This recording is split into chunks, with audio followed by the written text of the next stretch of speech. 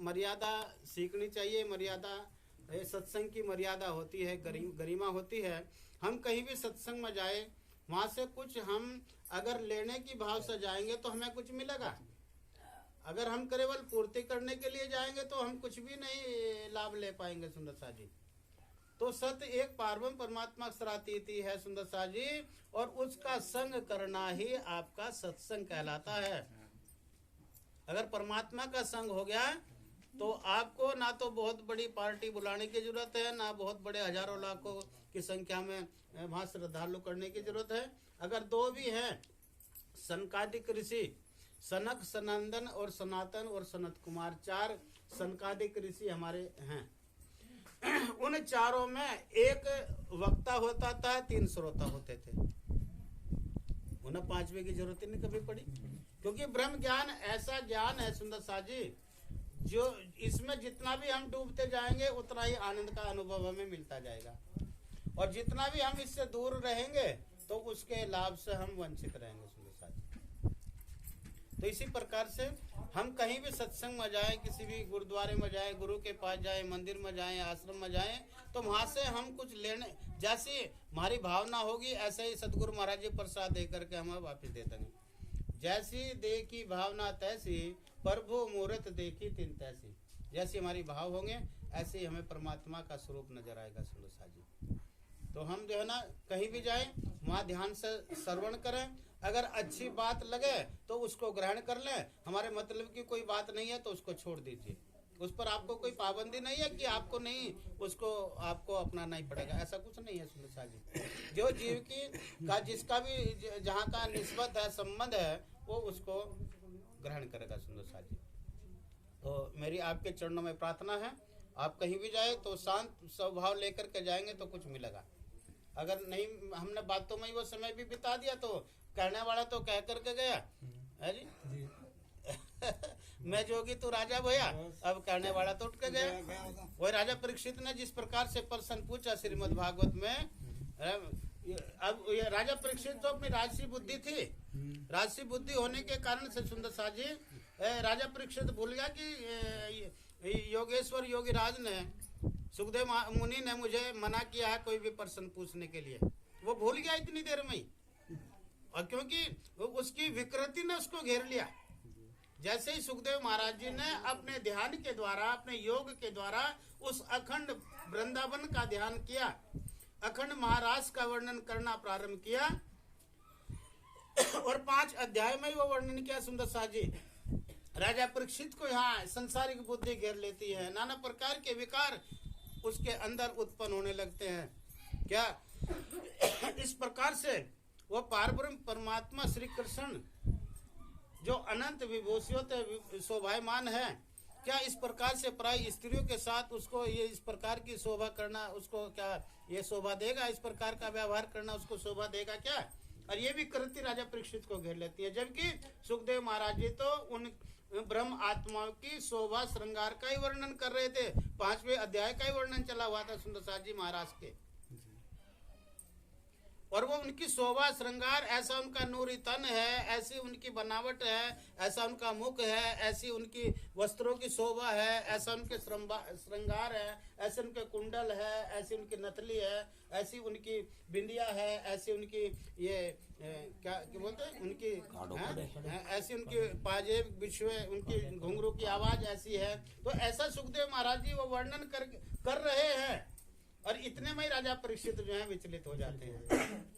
और राजा परीक्षित को मना किया कि भाई अब तक जो भी पूछा आपने प्रश्न, मैंने वेदांत के द्वारा उसका समाधान करके आपको समस्या का समाधान किया, लेकिन अब जो वर्णन करने जा रहा हूँ उसमें कोई भी टिप्पणी करना नहीं है, कोई भी प्रश्न नहीं करना है, केवल सुनना है। इन कानों से, इन श्रवणों से केवल सुनना है। अगर तेरा कोई प्रश्न है तो बाद में करेंगे, फिर उसका समाधान बाद में करेंगे। लेकिन राजा परीक्षित की बुद्धि को विकृतियों ने घेर लिया, और विकृतियों ने घेर लिया तो राजा परीक्षित भूल गया कि मुझे तो मुनिराज ने मना किया है। और जब ऐसा विकार उनके अंदर उत्पन्न होता है और वो बार बार पूछता है, हे ऋषिवर ये बताइए क्या उस पार्वती परमात्मा श्री कृष्ण को इस प्रकार से उन पराई स्त्रियों के साथ वो रमण विहार करना क्या उनको उचित है या अनुचित है? अब सुखदेव महाराज जी तो वो भूल गया कि ध्यान अवस्था में है, उनका ये तन भी यहाँ नहीं है, मन भी नहीं है, वो जो उनकी सुरता लगी है उस गोलोक धाम में, वो तो वहां का अखंड नित्य वृंदावन का वर्णन कर रहे हैं। और जब बार बार पूछने पर जब सुखदेव महाराज जी का ध्यान वहां से हटता है, बड़ा ही राजा परीक्षित पर बड़ा गुस्सा व्यक्त किया, अपने ऊपर भी बड़ा पश्चाताप किया और राजा परीक्षित को फटकार दिया, मूर्ख, मेरा पूरा जीवन इस लक्ष्य के लिए मैंने लगाया, मैंने पूरा जीवन का मेरा लक्ष्य यही था, उस परम तत्व को पाना, उस आनंद के परम सुख को प्राप्त करना, मेरा ये लक्ष्य था जीवन का। और मूर्ख तू खुद भी वंचित रहा और मुझे भी वंचित छोड़ दिया। उस पर सुखदेव महाराज कह रहे हैं कि भाई मैं जोगी तू राजा भया, भाई हम तो जोगी लोग हैं, फकीर लोग हैं, तू राजा है तो अपनी राजशाही बुद्धि को छोड़ सका नहीं है इसको। अब जो कहने वाला तो वो उठ के गया, अब तो प्रश्न पूछ मैं तुझे जवाब उत्तर देता रहूंगा भाई। अब तू खुद भी वंचित रहा, खुद भी लाभ नहीं ले सका और मुझे भी उस लाभ से वंचित रखा। तो इसी प्रकार से प्यारे सुंदर साथ जी, हम कब ये मालूम नहीं है कब दज्जाल बैठ करके हमारे मन बुद्धि को हरण कर लेता है और उस सुख से हम वंचित हो जाते हैं। इसलिए प्यारे सुंदर साथ जी, ये सतगुरु महाराज जी की असीम अनुकंपा है। इस भवसागर में आकर के हम सब सुंदर साथ का उन्होंने वहां पकड़ा और राज्य के चरणों से हमें लगा दिया। ऐसे सतगुरु की हमें खोज करना है। ऐसे सतगुरु का मिलना बड़ा दुर्लभ है, बड़ा कठिन है जी। आजकल सतगुरु ऐसे भाई मुझे बता रहे थे, कह रहे महाराज जी हम शेरपुर गए थे तो भाई बड़ा समझाया और बड़ा भाव था भी, भाई नाम सुनेंगे, मास्टर जी ने भी हमें अच्छा भाई बताया, देवी जी का भी सत्संग सुना, किसी कारण से शेरपुर जाना हुआ जी, वहां से हम नाम सुन आए। नाम सुन करके वो तपेश जी मिले, उन्होंने कहा भाई नाम तो सुनिए है, वो तो भाई वही और सुनना पड़ेगा तुझे, तो वो तो आदमी बढ़िया नहीं भाई। मगर भाई कल को तो किसी संत के पास जाएगा, वो भी कहेगा भाई तुम तो और दोबारा सुनना पड़ेगा भाई, ये तो वो तो तपेश तो बढ़िया आदमी नहीं भाई, बस तो नाम सुनने पे तेरी जिंदगी गुजर जाएगी भाई। भाई आप जो है ना सतगुरु महाराज जी के सानिध्य में पहुंच गए। मूल गादी हमारी शेरपुर है, जब हम शेरपुर चले गए हमें वहाँ ये नहीं देखना कि वहाँ कौन नाम सुना रहा है, किसका कैसा व्यवहार है, क्या कुछ कर रहा है। हम गए किसके लिए? सतगुरु महाराज जी के लिए, और उन्होंने आशीर्वाद हमें दे दिया। आशीर्वाद उनका हमें मिल गया है, उसको संवार करके रखना है, उसका सदुपयोग करना है। हमें किसी के आचरणों को देखना नहीं है, किसी की बुराइयों को देखना नहीं है, कौन गुरु कितना बड़ा है कितना छोटा है ये नाप तोल हमें करना नहीं है। हमें तो केवल सतगुरु महाराज जी के चरणों का सहारा लेकर के जो आशीर्वाद दिया है उसका लाभ लेना है, उनके चरणों से एक पल भी दूर होना नहीं है। सुंदर सा जी, तो किसी की प्रवृत्ति नहीं देखनी है, किसी की विकार नहीं देखना है। इसलिए स्वामी जी कह रहे खोजत खोजत सतगुरु पाइए। खोज करने पर भी अगर सतगुरु मिल जाए तो ये सौदा बड़ा सस्ता है, क्योंकि सतगुरु संग करतार वो पार्वती परमात्मा सरातीत इस 28वें कलयुग में आकर के कह सुंदर सा जी, सतगुरु धनी देवचंद जी महाराज जी के धाम हृदय में बैठ करके युगल स्वरूप ने अपने सुंदर साथ की जागनी किया। वही पार्वती परमात्मा सरातीत का स्वरूप इंद्रावती के धाम हृदय में बैठ करके प्राणनाथ जी की महामती की शोभा से शोभायमान हुए। वही पार्वती परमात्मा सरातीत युगल स्वरूप का स्वरूप महाराजा छत्साल जी के धाम हृदय में बैठ करके पहले सुंदर साथ जी सुंदर साथ की सेवा का लाभ मिला, और वही स्वरूप सतगुरु महाराज जी के तन में बैठ करके पहले सुंदर साथ जी हम सब सुंदर साथ की जागनी किया। इस भवसागर से निकाल करके अपने चरणों से लगाया। इस आवाज गमन के चक्कर से हमें जीव को छुटकारा दे दिया है। ये आपको अगर ज्ञान हो जाए, ये मालूम हो जाए, ये अगर आपको इतना अनुभव हो जाए वास्तव में सतगुरु मिले और सतगुरु ने मेरे जीव को आवागमन से मुक्त कर दिया है, इत ही बैठे घर जागे धाम। इस संसार में रह करके मानव तन पा करके भी प्यारे सुंदर साथ जी अगर इतना विश्वास आपको हो गया कि सतगुरु महाराज ने मेरा आवागमन से नरकों की यातना से मेरे जीव को छुड़ा दिया है, अपने चरणों से लगा लिया है, उस जीव का किसी भी योनि में आवागमन होगा नहीं। ये पूर्ण सत्य है। और प्यारे सुंदर साहब जी, भक्ति इसलिए की जाती है कि हमारा जो जीव है ये 84 लाख योनियों के आवागमन में गधे, सुअर, कुत्ते, बिल्ली की योनि में आ रहा है, इससे इनमें ना आना पड़े और पारब्रह्म परमात्मा अक्षरातीत के आनंद का अनुभव करे। तो ऐसी ये प्रेम लक्षणा भक्ति सतगुरु महाराज ने आपको दिया। प्यारे सुंदर साहब जी, जितनी भी भक्तियां हैं, नवदा भक्ति संसार कर रहा है। जब से ब्रह्मांड बना है, जब से 9 प्रकार की भक्ति सारा संसार के जीव कर रहे हैं, और जब तक संसार रहेगा करते रहेंगे। उन भक्तियों का भी लाभ है, उनका भी फल मिलता है। जो आपने किया है उसका फल आपको मिलेगा। अगर आपने कोई कर्म अपने मन में सोच लिया है, भले ही आपके द्वारा वो हुआ भी नहीं है, उसका भी फल आपको भोगना पड़ेगा। इसी प्रकार से जिस भी इष्ट की आपने भक्ति किया, उसकी उपासना किया, उसके चरणों का ध्यान किया, उसका सुमरण किया, उसी इष्ट का सानिध्य ये तन छोड़ने के बाद जीव को मिलेगा। कितने समय के लिए मिलेगा? जितने समय के लिए उस इष्ट की आराधना, भक्ति, भजन किया। और जब वो जीव का पुण्य क्षीण हो जाएगा, जितना किया उतना सुख आपको मिल जाएगा। फिर कर्मों के अनुसार फिर किसी योनि में जीव को आना पड़ेगा। ध्यान देंगे सुंदर साहब जी, जीव को आवागमन से छुटकारा नहीं मिलेगा। स्वर्ग भी उतने समय के लिए मिलेगा, बैकुंठ के सुख उतने समय के लिए मिलेंगे। बैकुंठ धाम में 4 प्रकार की मुक्ति है, उतने समय के लिए मिलेगी। कितने समय के लिए? जितना हमने भजन भक्ति किया, जितने समय के लिए पुरुषार्थ किया, जितने समय के लिए धर्मार्थ किया, सेवा किया, धर्म की राह पर चले, जितना किया उतना मिलेगा। तराजू का पलड़ा जो है ना, जब बराबर हो जाएगा, फिर आपको कर्म के अनुसार फिर किसी योनि में आना पड़ेगा। नवदा भक्ति 9 प्रकार की भक्ति जितनी भी है, अर्चना, वंदना, कीर्तन, श्रवण, पाद सेवन भक्ति, दास भाव की भक्ति, सखा भाव की भक्ति, जितनी भी है 9 प्रकार की भक्ति है, जितना भी हम करेंगे उतना लाभ मिलेगा। कितने समय के लिए मिलेगा? जितना किया हुआ है। उसके बाद जीव को फिर किसी योनि में आना पड़ेगा।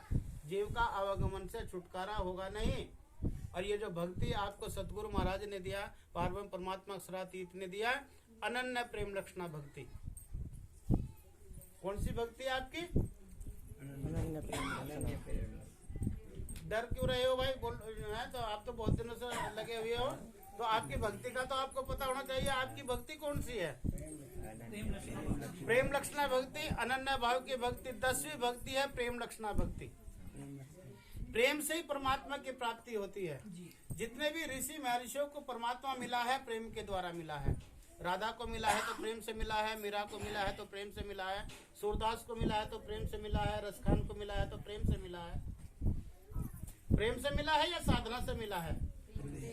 प्रेम से मिला है। तो आपको कैसे मिलने वाले हैं? प्रेम से मिलने वाले हैं ना। तो प्रेम कितना है उनके प्रति? तोल करना है, अपने आप को तोल करना है, अपने आप को तोल करना है। मेरे अंदर परमात्मा के प्रति प्रेम है कितना? हम परमात्मा से प्रेम कितना करते हैं? परमात्मा के प्रति समर्पण कितने हैं हम? हमें कोई बताएगा नहीं, खुद ही उसका तोल करना है। आपने बहुत अच्छा भजन बोल दिया, आपकी तारीफ करेंगे, आपको अहम हो जाएगा।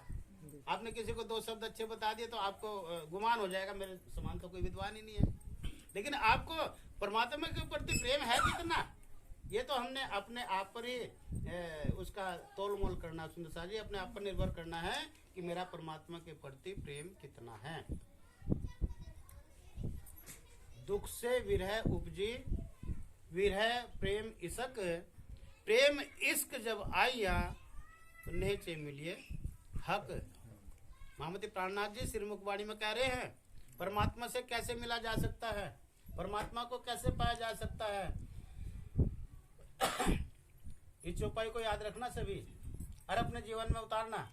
दुख से विरह उपजी, दुख से विरह उपजी। मैं आपको बोलने के लिए, उच्चारण के लिए नहीं कह रहा हूँ, अपने अंतस्करण में इस पर विचार करना है। जब संसार के प्रति सब अपने पराये को खूब देख लेंगे ना, ये मेरा कितना अपना है, कितना मेरे मुसीबत में मेरा काम साथ दिया, मेरे दुख दर्द में कितना मेरे साथ खड़ा रहा है, तो दुख से विरह उपजी। मेरा ठाकुर को संसार के प्रति अपने जब अपनों के प्रति उनको दुख हुआ तो हबसा में जाकर के उस दुख से सतगुरु महाराज जी के प्रति विरह उत्पन्न हुआ। उनके तड़प उनके चरणों में करते हैं। विरह की वेदना में तड़पते हैं अपने धनी के प्रति। ये धनी, मैंने संसार में आकर के संसार की सुख सुविधाओं के लिए कुछ भी ऐसा काम नहीं किया।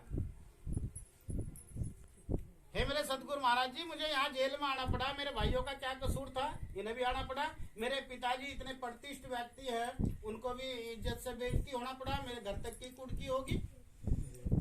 दुख से विरह उपजी। उस संसारिक दुख से विरह उत्पन्न हुआ। जब विरह में आत्म तड़पती है तो प्यारे सुंदर साहब जी, विरह के द्वारा आत्म निर्मल होती है। विरह प्रेम इशक। और विरह में जब अपने धनी के प्रति आप रोगे, गिड़गिड़ाओगे उनके चरणों में बैठ करके, तब जाकर के प्रेम का अंकुर प्रफुल्लित होता है। प्रेम उत्पन्न कैसे होता है परमात्मा के प्रति, इसको जानना है प्यारे सुंदर साहब जी। ऐसा नहीं परमात्मा से प्रेम कितना है, बहुत सारा है। कितना है, बहुत सारा है। और अगर परमात्मा से आपके प्रेम की परीक्षा लेने लगे ना, घर में से भी नहीं निकल पाए, अभी तो बाल बच्चों में फंसे हुए हैं। तो इसी प्रकार से प्यारे सुंदर साहब जी, दुख से विरह उपजी, विरह प्रेम इश्क। और प्रेम इश्क जब आया, जब प्रेम और इश्क मीराबाई के समान हो जाएगा, रसखान के पर समान हो जाएगा जी। क्या कहा, मेरे तो गिरधर गोपाल दूसरा ना कोई है जी। मेरे तो केवल गिरधर गोपाल है, संसार में मेरा दूसरा है ही नहीं कोई। उसके अलावा एक ही है मेरा, बस एक कोई चुना है, वही मेरा अपना है। और दुनिया में मेरा कोई अपना है ही नहीं है। और जो उसके होगे तो प्यारे सुंदर साहब जी,